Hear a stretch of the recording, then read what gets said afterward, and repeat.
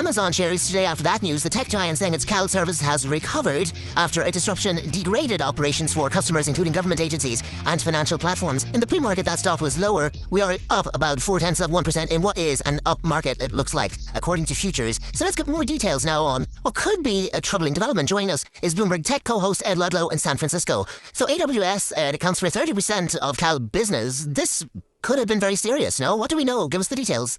So the problem originates from one of Amazon or AWS's oldest legacy data centers, North Virginia on the East Coast, US East 1. And you're absolutely right that AWS accounts for a third of the internet, put it that way in cloud computing context, but this specific data center is the backbone.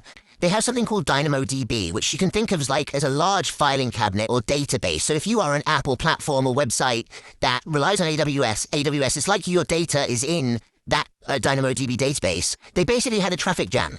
DNS errors, which meant that, even if the database was running, those platforms couldn't communicate with it. And so the stock's modestly higher, right? 0.4%. But the way to look at it is that this happened between, say, 2 or 3 a.m. Eastern time, midnight here on the West Coast. And lots of technology companies will be waking up to the ramifications of it, which is delays, other sort of slow performance issues while it still gets resolved. But the general outage is over, that's right. And from what I understand, Ed, and maybe you know more about this was not any kind of an attack, although it does leave the opening now for attackers if they wish to try to use this opportunity, right?